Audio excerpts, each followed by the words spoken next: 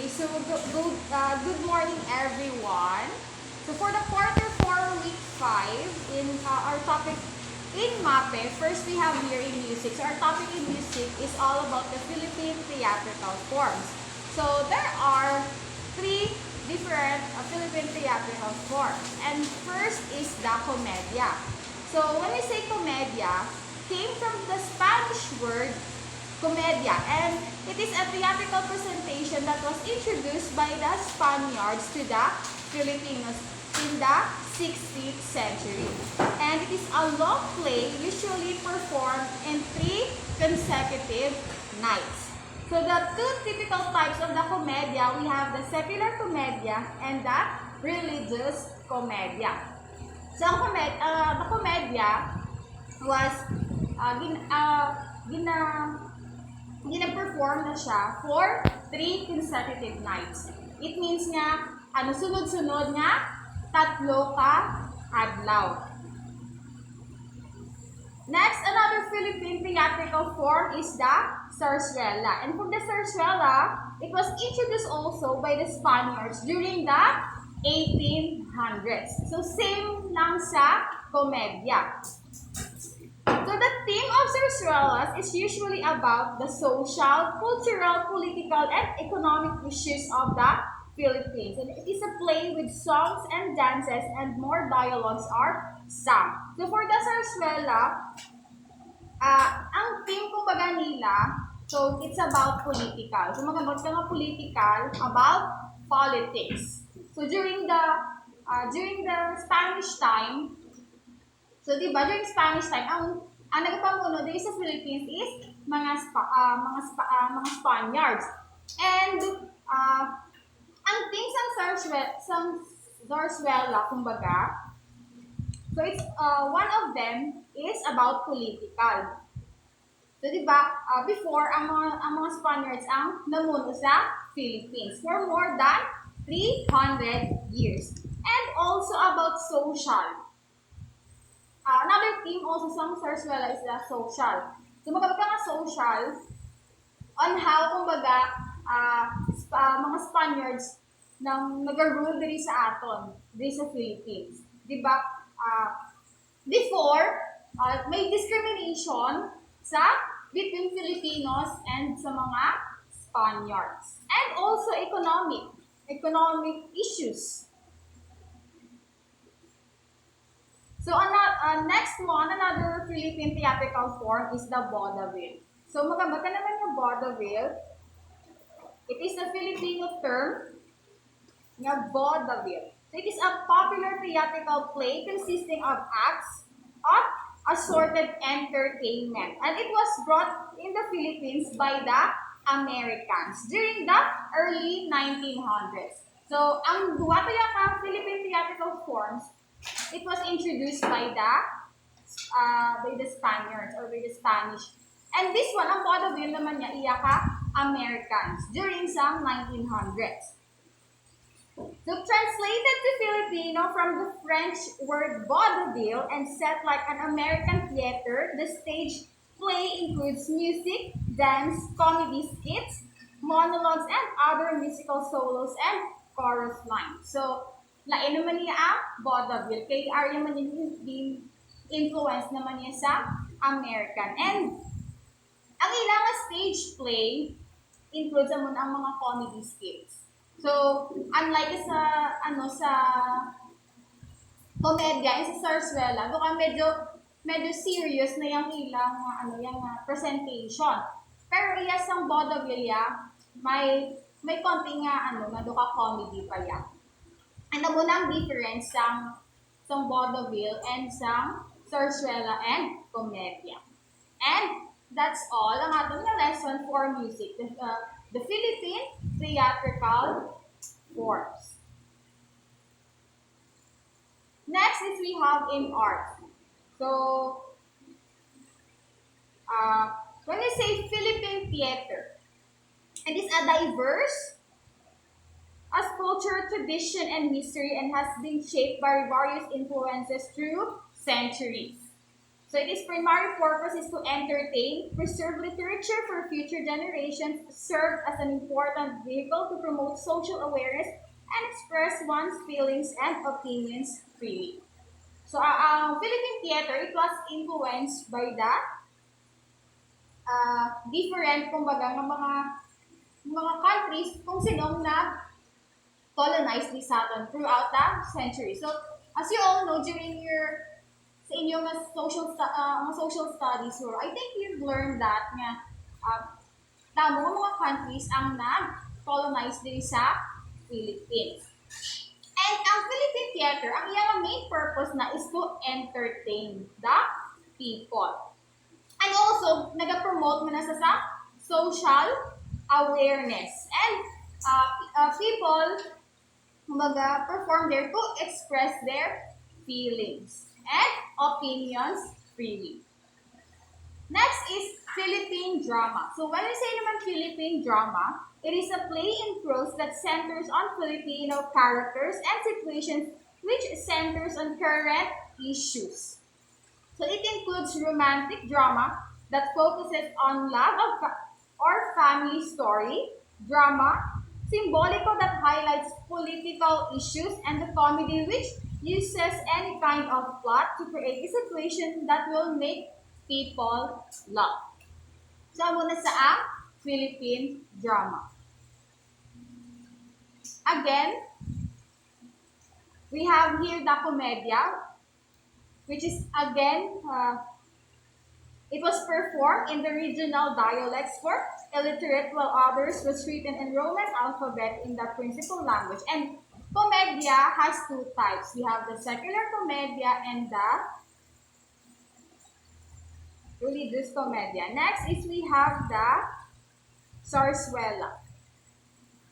So Zarzuela is a musical drama where songs, dance, and prose dialogues are combined. And the theatrical presentation is about domestic family life.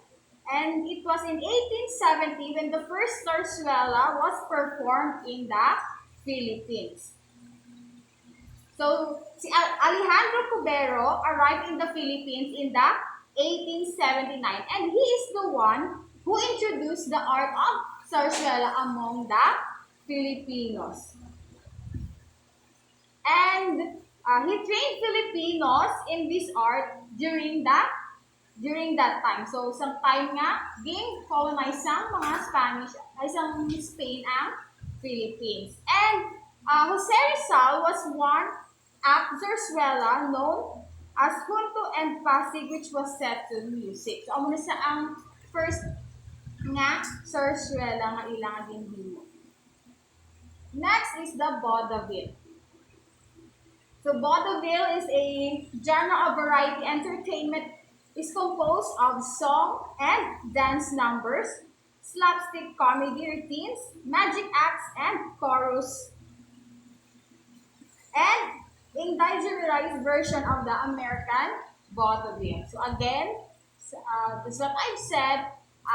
Vaudeville was introduced by the Americans. Next is we have in PE. So our lesson in PE is we have the first aid. The appropriate first aid na gina-apply sa emergency and yung mga emergency situations in dancing. So for the bruises, strains, and sprains, so we have to remember the RISE. When you say RISE, it stands for rest, ice, compress, and elevate. So, ang ako naging mention, ang isang himon, if you have bruise, strains, or sprains. So, first is rest.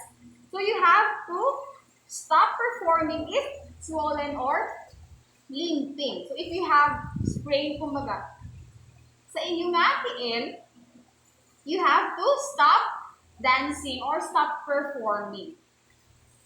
Next that you're going to do is you have to apply ice pack, or you have to wrap it in cloth for 15 minutes every 2 hours for 24 hours, then 15 minutes every 4 hours for the next 24 hours. So of course, if you have strain, next that you're going to do after you rest your feet is you have to apply ice. Next that you're going to do is to C, which stands for the compress. After you put ice, you have to compress. Apply elastic bandage firmly to extend well beyond the injury or do not leave on overnight. So after you put ice, you have to apply elastic bandage sa imo nga injured nga tiil. You have sprain or strain.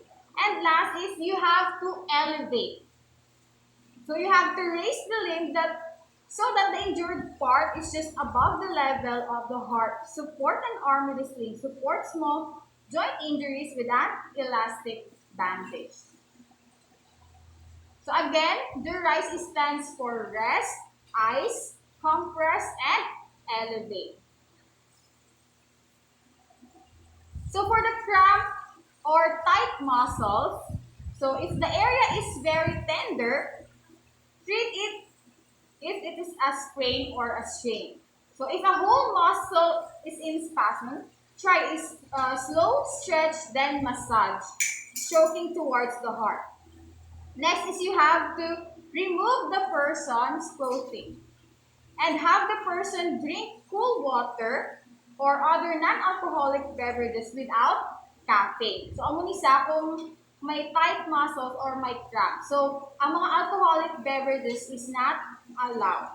And ang person nga may cramp or tight muscles kumbaga injury, so you can offer drinks or mga beverages basta without caffeine. So, for example, coffee contains caffeine. So, it's a no-no ang coffee.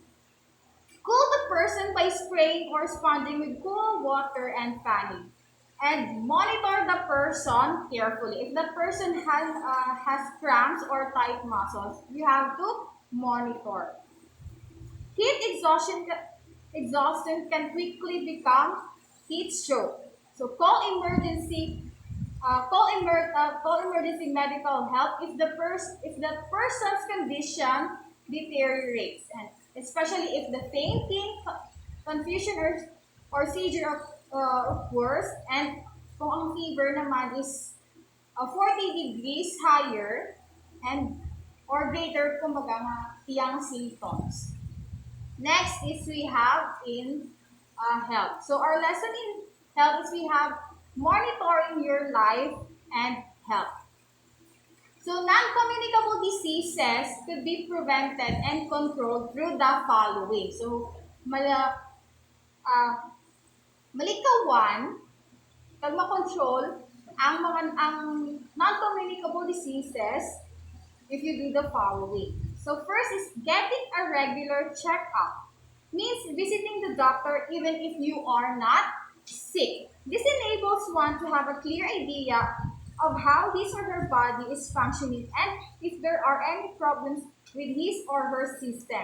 Also, regular checkups help prevent and control non-communicable diseases through early diagnosis. So even though wala ka kumbaga sang masakit, you have to consult a doctor. So by that, ma-monitor kumbaga ang inyong health. And as early as possible, kumbaga, if you have may mga early symptoms na mo based sa mga non-communicable diseases which you are not aware nga may amo ka nagaling nga malatian. So if you consult kumbaga sa doctor regularly, so malikawan and maagapan pa ang possible na masakit kung may ara ka man din. Next is eating the right food and taking multivitamins provide the basic nutrients that the body needs. So for example, some food products may contain carcinogens. Carcinogens are chemicals that can cause the development of tumors that may lead to cancer. So ang mga products kumbaga nga aton nga gina-intake, so kung na-contain na sa carcinogens, So, amo na sa ang carcinogen is a chemical nga maka-cause na sa sang development sang tumor sa aton nga body. So, amo na when you eat, so you have to, especially sa uh,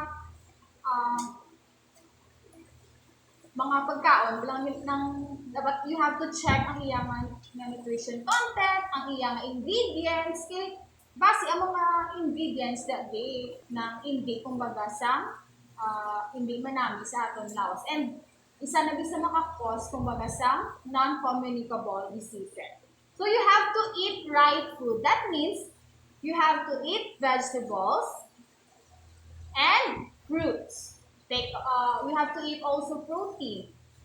And very important with vegetables. If some of you here are not eating vegetables, you have to start eating vegetables now. Next is proper hygiene. Starts with yourself.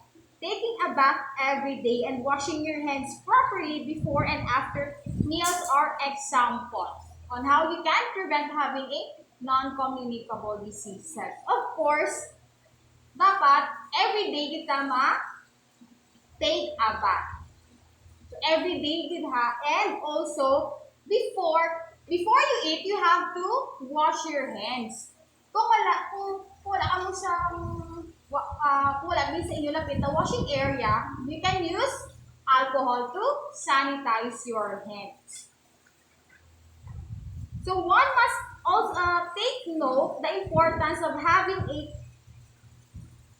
a clean living environment. A good way to achieve this by using clean and sanitized tools for everyday living, such as kitchen utilities. This may remove triggers in the surroundings that may cause respiratory tract problems. And also, sa inyong house, dapat your kitchen area is also clean. Dapat naka-sanitize. So, di ba, sa atin nga house, amo na siya dapat ang pinaka-clean, pinaka-tinlo nga area. Because ang nagdang nga area, dapat nag-prepare sa food nga aton nga ginakaon. So, dapat tinlo gina siya nga area. And kung hindi tinlo, kung ang kitchen area nyo is not clean, so isa na sa reason nga makakausa sa having a non-communicable diseases. Next is regular physical activity. And exercise helps a person become less vulnerable to cardiovascular diseases. This enables the cardiovascular and even the respiratory tract to be healthy. Of course, you have to, kumbaga, kailangan nyo regular physical activity and exercise. As you notice, kumbaga sa inyo, kung wala ka nag-exercise or nag-do sa mga physical activities, so notice yung dugi na hingal ka. Hindi, nang dugi na hapo ka, kumbaga. It's because ang imong heart is hindi gid strong. Kay ang imong body is wala mo kung magaging anad bala nga mag-exercise. So kung if you do kumbaga physical activity or exercise, so hindi ka dasin magka cardiovascular diseases. So which is sa heart kumbaga. So, amo na dapat nga you have to engage yourself in doing different physical activity. Next is getting enough rest and sleep is needed so the body system can recuperate as well. A person needs an average of 8 to 10 hours of sleep a day to recover from daily activities. Rest is also important activity because it relaxes the mind and other parts of the body. So, very important din nga you have 8 to 10 hours of sleep a day. Okay, that's the time nga your body can relax. And also your mind. So, what will happen, di ba, if, for the whole day, you do a lot of physical activity and you, kumbaga, nag-sleep ka late. So the next day, wala ka sa energy to ano naman, to proceed sa another activity because your body is very tired. Kaya wala ka enough na sleep. Kaya ang imong ka body, wala gid naka relax. So that's why, hindi na kami mag-wonder nga for this whole day, ng gabi ng activity mo maginhimo and then late ka pa natulog. So, expect ka na kapag the next day, you feel very tired. So, hindi ka mag-iho. Kaya wala ka enough ng rest and sleep. And last is a sound mind. Resembles a sound body. It means that a person must stay away from distress and keep a happy and positive disposition. So this can be achieved by spending time with your loved ones and friends, engaging in the things that you like, and doing whatever makes you happy. So for this one, bawal ang negativity. Dapat you are very optimistic or very positive. So you have to keep away yourself from the things that can make you stress. And also, so having a sound mind, ma-achieve mo isa by spending time with your family and friends. So they are the one who can make you happy.